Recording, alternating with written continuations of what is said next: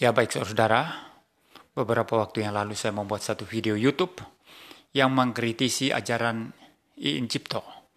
Judul video YouTube saya itu adalah ajaran hedon Iin Cipto, di mana dalam video tersebut saya mengkritisi apa yang dia katakan bahwa anak-anak Tuhan itu boleh masuk ke dalam gudang perbendaharaan Tuhan dan boleh mengambil apa saja yang dibutuhkan, begitu ya. Engkau lihat mobil baru, ambil. Anda lihat otak, ambil. Anda lihat jantung, ambil. Semua ambil, begitu ya. Dan saya melihat ini adalah satu ajaran yang sangat kacau ya. Ajaran teologi kemakmuran yang sangat kacau. Dan beberapa orang pendukung Iin Cipto itu menulis komentar-komentar yang ngawur sekali secara teologis ya. Yang saya kira saya perlu beri tanggapan di sini. Yang pertama itu dari @Yunita Kasdo 121. Dia menulis seperti ini di kolom komentar video YouTube saya. Kesaksian Bu Iin luar biasa, di mana ketika minta sesuatu diberi Tuhan. Karena untuk pelayanan dan menjangkau jiwa, nggak mungkin bisa begitu kalau ia tidak intim dengan Tuhan. MYM mungkin nggak bisa ambil, karena ada di luar gerbang gudang persediaan yang terkunci. Dan cuma maaf, pelongo-pelongo lihat Bu Iin ngambilin barang. Nah ini otaknya si Yunita ini sudah dicuci oleh teologi sesat kemakmuran, saudara ya. Dikira kalau seseorang sudah jadi Kristen, minta apa saja pasti dikasih oleh Tuhan. Saya sudah memberikan tanggapan mengenai teologi kacau ini dalam banyak video saya, termasuk video yang menanggapi ajaran hedon Iin Cipto itu, saudara ya. Di mana Yunita ini kemudian memberikan komentarnya, ya. Nah, yang saya mungkin fokus di sini adalah apa yang dia katakan di sini sebagai ya yang dia tulis di sini, nggak mungkin bisa begitu kalau ia tidak intim dengan Tuhan. Jadi kalau seseorang sudah dekat dengan Tuhan, bersekutu dengan Tuhan, intim dengan Tuhan, itu bisa ambil apa saja begitu ya, minta apa saja, pasti Tuhan kasih. Nah ini ajaran kacau dan Alkitab bertentangan dengan ajaran semacam ini. Saudara perhatikan dalam video yang mengkritisi Iin Cipto itu saya mengambil contoh Rasul Paulus. Apa Paulus itu tidak dekat dengan Tuhan? Apa Paulus tidak intim dengan Tuhan? Dia berdoa 3 kali kepada Tuhan agar Tuhan mengambil kesulitannya yang Paulus sebut sebagai duri dalam daging. Tetapi Tuhan berkata cukup. Justru di dalam kelemahan kasih karuniaku menjadi sempurna. Jadi Tuhan tidak memenuhi permintaan Paulus. Tuhan menolak permintaan Paulus agar kesulitan atau duri dalam dagingnya itu diambil oleh Tuhan. Jadi apa kau kira, kamu Yunita, apa kau kira Paulus tidak intim dengan Tuhan? Paulus tidak dekat dengan Tuhan.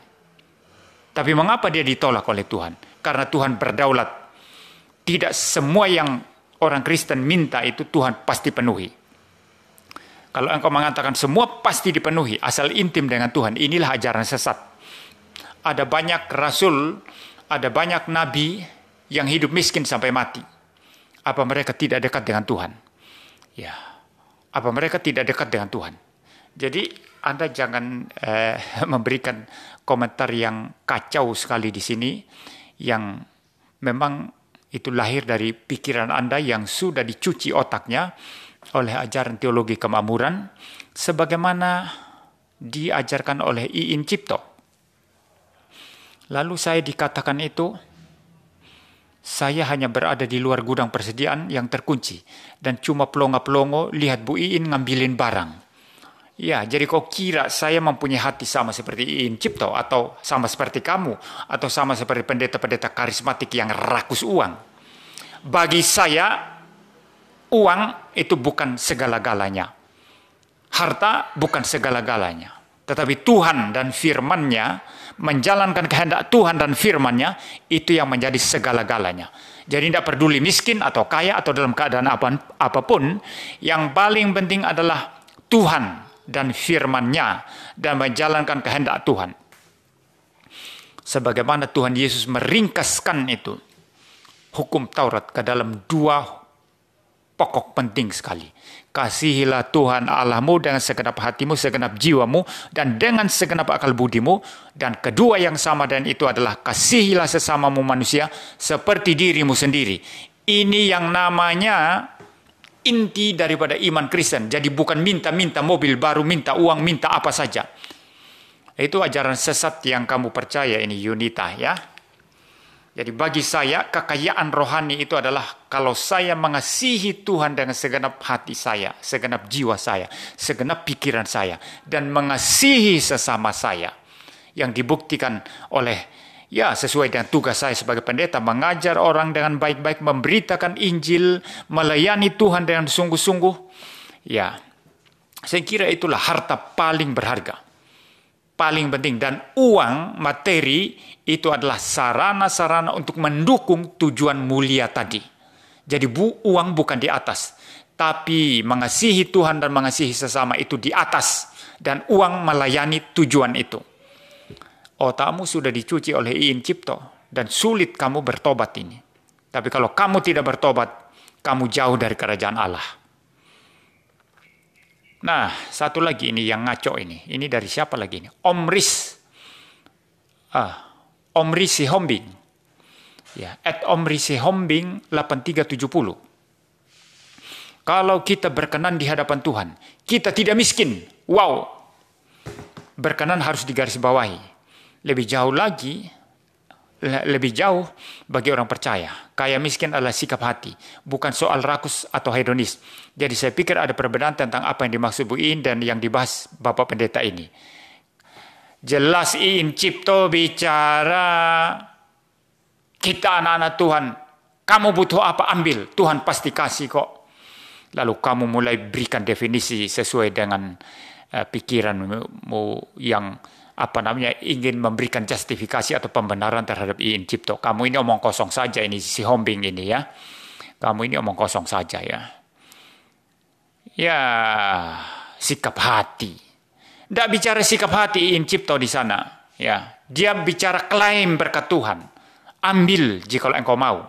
Karena engkau anak Tuhan, pasti dikasih. Engkau mulai putar balik itu, berikan pembenaran terhadap Iin Cipto. Lalu saya soroti pernyataanmu yang pertama ini, si Hombing. Ya. Kalau kita berkenan di hadapan Tuhan, kita tidak miskin. Inilah ajaran palsu ini. Ini ajaran setan yang kau omongkan ini. Kita berkenan di hadapan Tuhan, tidak miskin. Bagaimana dengan para rasul? Apa mereka tidak berkenan di hadapan Tuhan? Tapi mengapa mereka miskin? Sebut siapa rasul, siapa yang kaya? Tidak ada yang kaya. Mati pun itu mati disalib, dibunuh, dipenggal kepalanya. Menurut tradisi Thomas itu mati di India itu dikuliti, itu badannya, kulitnya dikuliti ya. Lalu kalau saya tidak salah itu dibakar hidup-hidup. Ya, tidak ada yang kaya-kaya ya, bahkan mati pun ya itu benar-benar mati dengan cara mengerikan karena Injil Yesus Kristus. Ya, jadi ajaranmu ini kacau sekali ini si Hombing ya. Kalau kita berkenan kepada Tuhan, kita tidak miskin. Ada banyak orang yang berkenan kepada Tuhan tapi hidup miskin. Ya. Ada banyak pelayan Tuhan yang sungguh-sungguh tapi miskin. Ya. Walaupun saya tidak akan mengatakan bahwa miskin itu adalah tanda orang melayani Tuhan, itu salah lagi itu. Ini sama salahnya dengan pikiran si Hombing ini kalau begitu ya. Kalau berkenan kepada Tuhan, pasti tidak miskin. Ini ajaran kacau. Sama kacaunya kalau saya bilang, orang yang berkenan kepada Tuhan pasti miskin. Oh, ini kacau. Ya, ini kacau ya. Orang yang berkenan kepada Tuhan itu bisa kaya, bisa miskin, ya. Tergantung ya. Bagaimana nanti dia berada dalam kondisi apa dan bagaimana ya. Ada juga orang rajin kerja, sudah kerja setengah mati, tapi hidup tetap pas-pasan, hidup tetap ya tidak kaya ya, tapi dia melayani Tuhan dengan sungguh-sungguh. Ya, ini orang yang berkenan kepada Tuhan.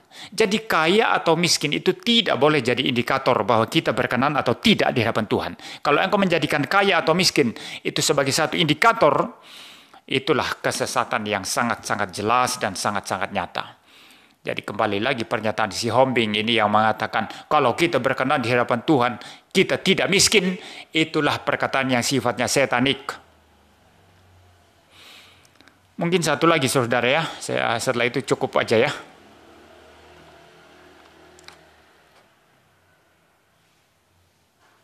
Mana lagi ini?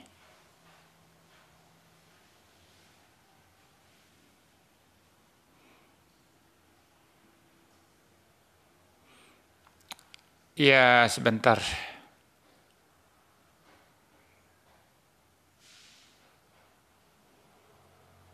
Ini ya. Dari @icasyantik 6807. Ya. Pendeta MIM, nggak usah iri hati kalau Ibu Iin diberkati Tuhan luar biasa. Makanya Bapak bertobat biar diberkati Tuhan. Perlu Bapak MIM tahu bahwa Ibu Iin dulu miskin, tapi dia sudah bayar harga sehingga diberkati. Bapak memang selalu menghakimi sesama hamba Tuhan. Karena Bapak nggak bertobat sehingga tidak diberkati Tuhan. Bertobatlah Pak MIM. Ini orang kacau sekali ya. Ini orang kacau sekali ya saudara ya. Ya, yang pertama, saya jadi tertawa saudara ya. Dia berkata dulu Bu Iin itu hidup miskin. Ya, mana tadi? Tapi karena sudah bayar harga, maka dia diberkati begitu ya. Jadi orang hidup miskin bayar harga. Tidak tahu harga apa yang dibayar ya.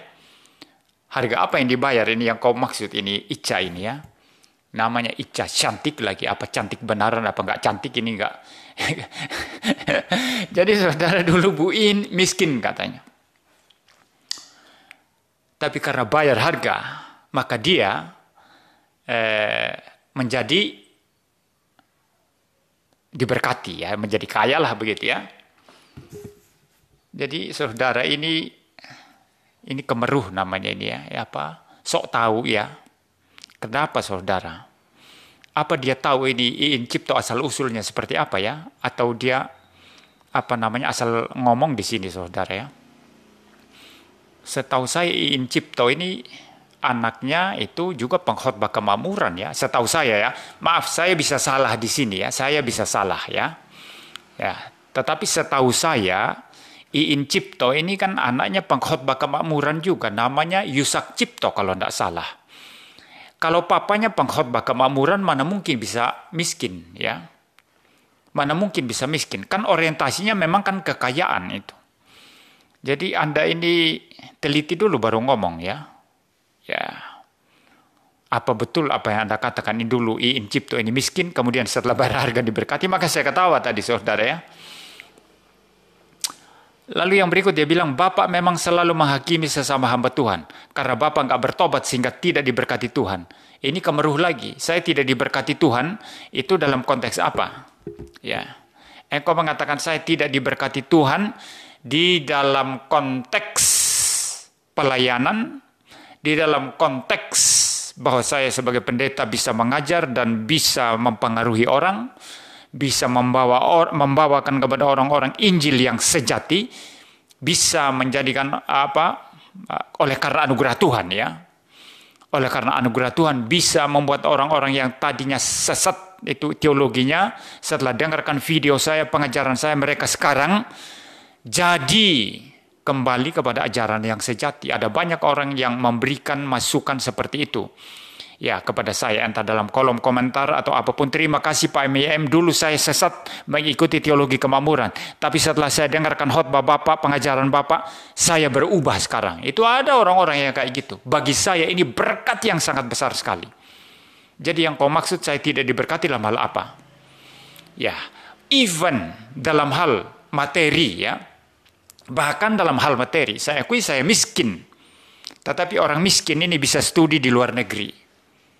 Ya, bisa studi di luar negeri. Anda tahu habis berapa itu? Itu Tuhan yang tanggung. Ya, orang miskin ini bisa keliling. Ya, memberitakan Injil. Bikin kebaktian di lapangan-lapangan. Ya, jadi yang kau maksud tidak diberkati apa? Maaf, orientasi saya bukan materi, bukan uang. Ya, orientasi saya bukan materi, bukan uang. Persetan dengan uang, persetan dengan materi, jika itu tidak berkaitan dengan pemberitaan Injil yang benar. Apalagi jika uang dan materi dikaitkan dengan teologi kemakmuran yang sesat, persetan dengan semua itu. Ya, jadi itu ya, Ica Cantik ya. Jadi engkau bilang saya tidak diberkati dalam konteks apa? Ya, saya bahkan berkata even dalam hal materi, walaupun saya akui saya miskin ya, tetapi saya tidak bisa mengklaim saya tidak diberkati Tuhan, karena toh saya bisa sekolah di luar negeri ya, ya bisa sekolah di luar negeri itu menghabiskan berapa biaya itu, Tuhan yang menanggung ya, Tuhan yang menanggung itu. Jadi ya itulah ya saudara ya, jadi lucu sekali komentar-komentar pendukung Iin Cipto ini. Ya, saya kira itu saja saudara, masih ada sih sebetulnya ya. Jadi cukup saya kira saya jawab 3 ya saudara ya. Sampai bertemu dengan saya dalam video-video YouTube saya selanjutnya. Tuhan memberkati kita sekalian.